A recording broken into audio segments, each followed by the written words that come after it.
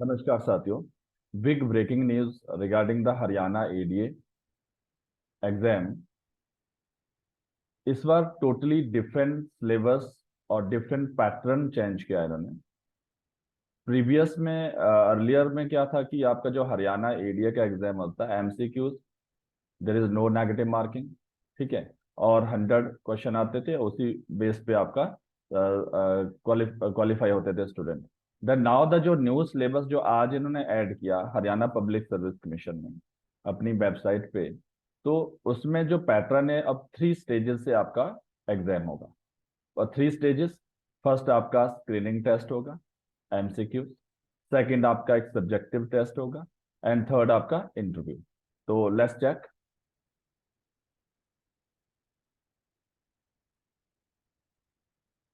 जैसे कि आप स्क्रीन पे देख पा रहे हैं,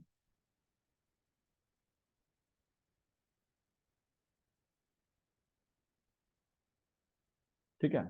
देखो, announcement Haryana public service commission का, इनका जो स्कीम पैटर्न ऑफ एग्जाम का, मैंने पहले वाली वीडियो में भी आपको यही बोला बोला था कि अभी ऑफिशियल सिलेबस नहीं आया। जब ऑफिशियल सिलेबस आएगा तो वो सिलेबस ही होगा। अब आपका जो पैटर्न होगा एग्जाम, जो प्रेपरेशन का, वो भी थोड़ा चेंज हो जाएगा यहाँ पे, ठीक है। देन अब देखो, first stage of examination screening test. इन्हें स्क्रीनिंग टेस्ट रखा, जो एमसीक्यूज में आएगा 100 क्वेश्चन आएंगे उसके अंदर।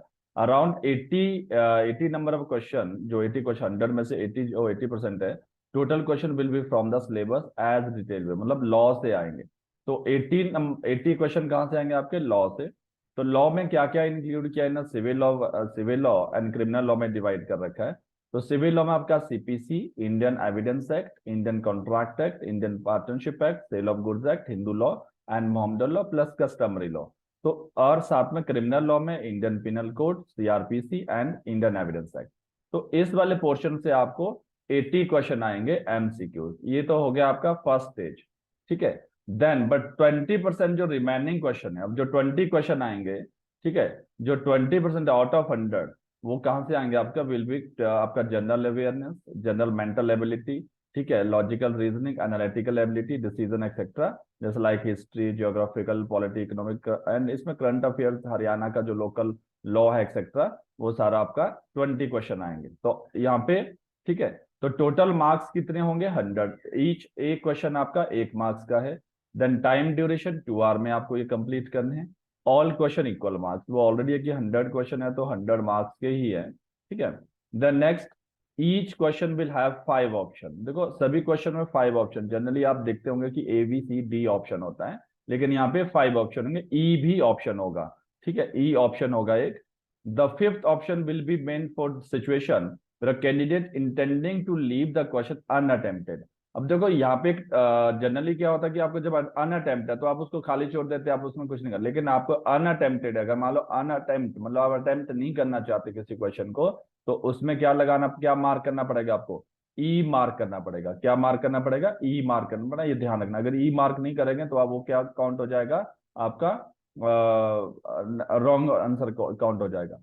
1/4 mark will be deducted for each wrong answer. तो यहाँ पे नेगेटिव मार्किंग, फर्स्ट टाइम इन्होंने आपका नेगेटिव मार्किंग यहाँ पे डाल दिया। 1/4 मतलब 0.25, 1/4 marks will be deducted for each wrong answer. जो भी आप रॉन्ग आंसर देंगे, ठीक है, उसका 1.25 डिडक्ट हो जाएगा। तो नेगेटिव मार्किंग का ध्यान रखना, वेरी इंपॉर्टेंट आपके लिए। In case of candidate neither attempt to question nor darkening the fifth option bubble, the 1/4 mark will be deducted for each such question। तो यहाँ पे कंपलसरी, अगर आपने कोई, मान लो सपोज आप क्वेश्चन नंबर 1 है, क्वेश्चन नंबर 2 है, क्वेश्चन नंबर 3 है, क्वेश्चन नंबर 3 आपको नहीं आता है और आप उसको नहीं करना चाहते हो, क्योंकि नेगेटिव मार्क है, ऑब्वियसली आप क्यों करना चाहोगे, ठीक है। बट फिर भी आपको ई ऑप्शन वहां पे मार्क करना पड़ेगा, ब्लैंक नहीं छोड़ सकते आप। यहाँ पे ई ऑप्शन आपको मार्क करना पड़ेगा। ई का मतलब होगा कि आपने वो अनअटेम्प्टेड किया, ठीक है, अनअटेम्प्टेड है। तब अगर आप उसको ई मतलब यहाँ पे मार्क नहीं करेंगे तो क्या माना जाएगा? वो रॉन्ग आंसर। उसके लिए आपको 1/4 mark will be deducted for each such question. The question paper will be the English language, obviously one language होगा, इंग्लिश लैंग्वेज होगा। A candidate will have to secure minimum 25% mark to clear the screening test. That is also big news आपके लिए कि 20 at least आपका minimum 25%, मतलब 25 number आपके आने चाहिए आउट ऑफ 100। ठीक है, क्योंकि टोटल क्वेश्चन कितने मार्क्स, पेपर कितने मार्क्स का है 100, तो देन 25 नंबर आपके मिनिमम आने ही चाहिए। Candidate 4 time number of the advertisement the post, 4 time number, category wise will be called, category wise होगा यहाँ पे, अपनी अपनी कैटेगरी, जैसे जनरल में मान लो 10 पोस्ट है तो 10 × 4 तो 40 लोग जाएंगे आपका मेंस में। Candidate 4 time the number of advertisement post category wise will be called for the next stage of selection process provided they have the secure minimum cut off 25x, at least आपका 25 तो होना ही चाहिए, तभी आपका मेरिट में number आएगा। लेकिन यहाँ पे मेरिट 25 नहीं, 25 से ऊपर जाएगी मेरिट, वो तो पता ही है सबको।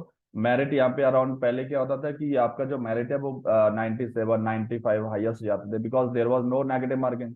But now the negative marking है तो आपकी मेरिट 70 80 के आसपास ही रहने वाली है।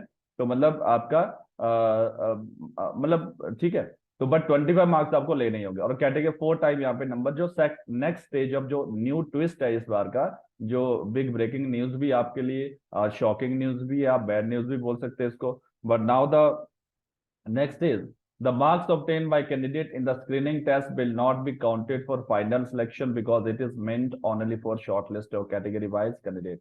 अब दैट इज क्लियर कट कर दिया, जो आप स्क्रीनिंग टेस्ट में स्कोर करोगे वो आपका फाइनल सिलेक्शन में काउंट नहीं होंगे, वो ये जस्ट आपको एक शॉर्टलिस्ट करने के लिए एक स्क्रीनिंग टेस्ट देना पड़ेगा, ठीक है, इसके मार्क्स आपके फाइनल सिलेक्शन में काउंट नहीं होंगे। देन दैट इज द जो आपका न्यू पैटर्न है, second stage of examination, subjective knowledge. अब सब्जेक्टिव टेस्ट भी होगा, एक ही पेपर होगा, 3 आवर का सब्जेक्टिव टेस्ट। तो पहले क्या होता था, पहले स्क्रीनिंग टेस्ट होता था, इट्स ओके, और नेगेटिव मार्किंग भी नहीं थी। लेकिन अब क्या होगा, सब्जेक्टिव टेस्ट भी होगा आपका, और उसके लिए जो सिलेबस है वो सेम रहेगा, सिलेबस आपका लॉ का वो सेम रहेगा। ड्यूरेशन कितना है सब्जेक्ट का, 3 आवर, 3 घंटे का पेपर होगा।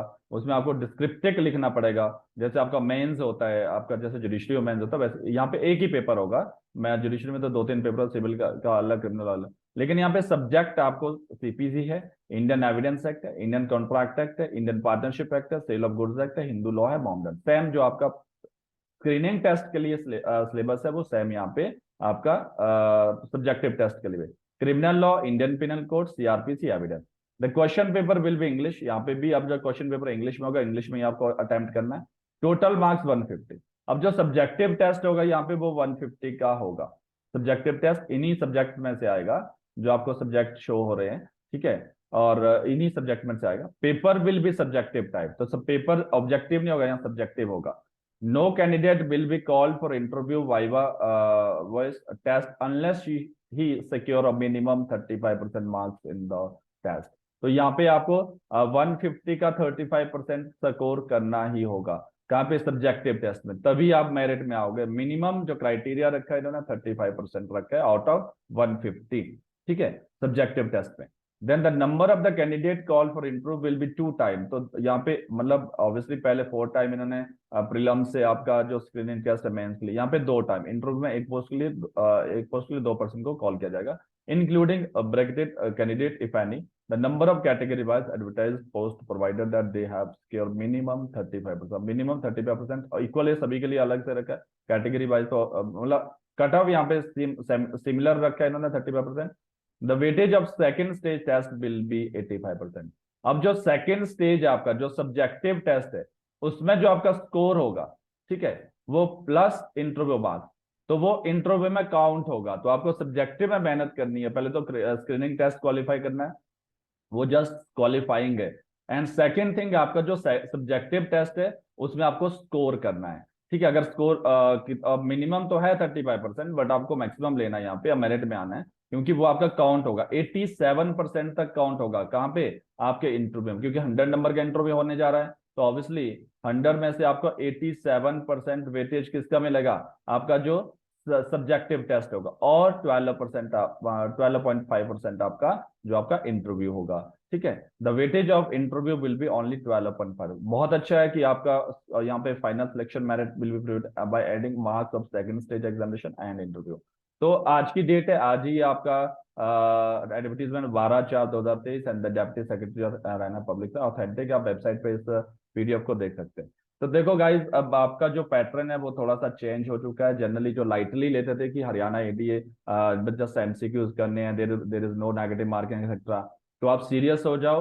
आपका अब आप लाइटली नहीं ले सकते हरियाणा एरिया को, बिकॉज लाइटली तो पहले भी नहीं, चांस तो पहले भी नहीं था, बिकॉज मेरिट ही बहुत ज्यादा जाती थी। इवन कटा भी 85 87 के आसपास आता था जनरल में। बट नाउ द अब मेरिट और भी ज्यादा आपको टफ होने जा रहा है, ठीक है। टफ नहीं बोल सकता, जिसने प्रिपरेशन सीरियस तरीके से की होगी, सीरियस है इस चीज के लिए, जो जुडिशरी की प्रिपरेशन कर रहा है, पैनिक होने की कोई सिचुएशन नहीं है, ठीक है।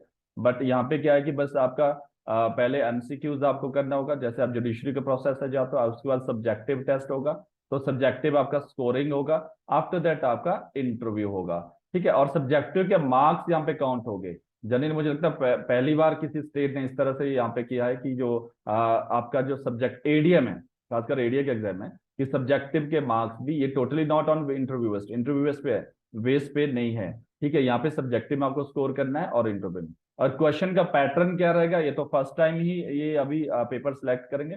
तो जनरली आपको जुडिशरी का पैटर्न लेके चलो, कि अगर मान लो यहाँ पे आपको 3 नंबर के क्वेश्चन भी आ सकते हैं, 5 नंबर के क्वेश्चन भी आ सकते हैं, 10 नंबर के क्वेश्चन भी आ सकते हैं, सब्जेक्टिव की बात कर रहा हूं मैं, ठीक है। और देन तो आपको प्रिपेयर करना होगा 3 नंबर में भी, 5 नंबर, मतलब शॉर्ट आंसर भी लिखना आना चाहिए आपको किसी पर्टिकुलर पे, और मेन आपका लॉन्ग आंसर भी। तो अब सीपीसी में आप देख लो कि सीपीसी है, सीपीसी में कोर एरिया देख लो, सीपीसी का इंपॉर्टेंट टॉपिक से ही आएगा। अब एक ही पेपर है इन सारे सब्जेक्ट के ऊपर, जितने भी 8 9 सब्जेक्ट है इन पे एक ही पेपर होगा, तो आप खुद सोचो 4 5 क्वेश्चन सीपीसी से आएंगे, 2 4 क्वेश्चन एविडेंस से आएंगे, फिर कॉन्ट्रैक्ट से आएंगे, पार्टनरशिप से गुड। तो मतलब इंपॉर्टेंट एरिया से ही क्वेश्चन आएंगे, कोई अननेसेसरी क्वेश्चन यहाँ पे सब्जेक्ट में नहीं पूछा जाएगा, ठीक है। और लॉ से ही क्वेश्चन पूछ जाएंगे, जो तो जुडिशरी की प्रिपरेशन कर रहा है या फिर एरिया की भी कर रहा है, स्पेशली हरियाणा की, तो बस आपको थोड़ा सा सब्जेक्टिव जो कोर एरिया होते हैं 10 15 जो टॉपिक है सीपीसी के अंदर, उनको पहले देख लो।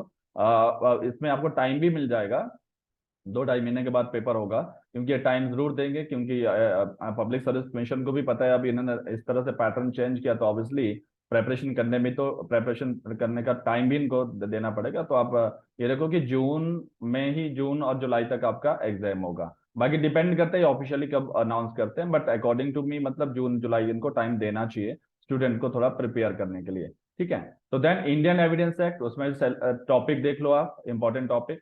और contract act, partnership, sale of goods, बहुत छोटे छोटे हैं दोनों, बट इंपॉर्टेंट ये तीनों एक ही चंक है आपका, contract, partnership, sale of goods. Hindu law भी आप मैरिज एक्ट से देख लो, और जो आपका सक्सेशन है, मैरिज और सक्सेशन से काफी क्वेश्चन आ जाते हैं। एंड देन मोहम्मदन लॉ में कस्टमरी लॉ और मोहम्मदन लॉ आप एक बार चेकआउट कर लेना।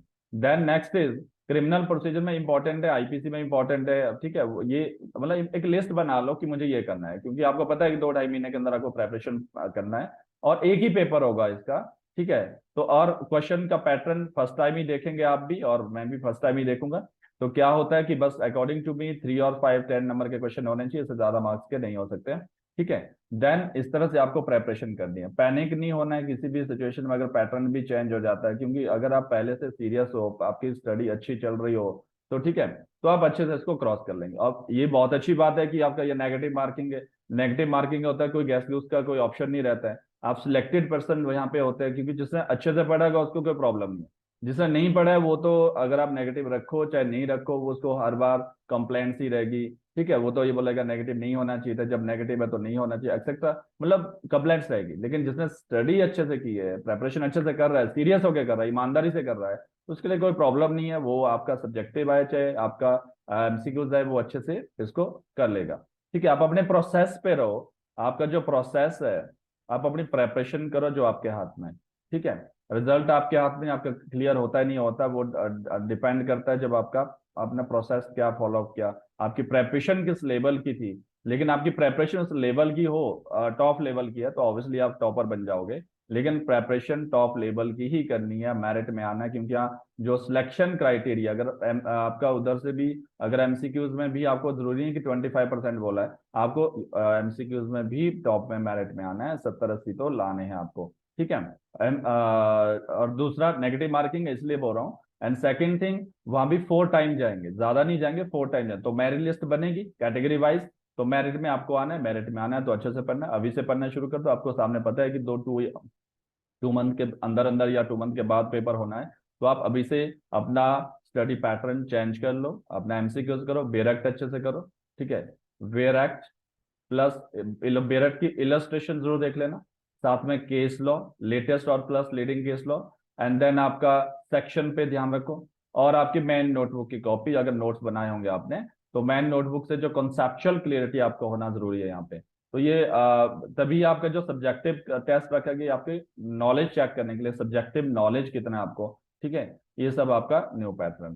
तो देन अगर आपको ये इन्फॉर्मेशन अच्छी लगी तो आप इसको शेयर कर लेना, लाइक कर देना यूट्यूब चैनल को। एंड देन ये इन्फॉर्मेशन ताकि औरों तक पहुंचे, आप पहुंचे, ताकि आप इसको शेयर भी कर लेना।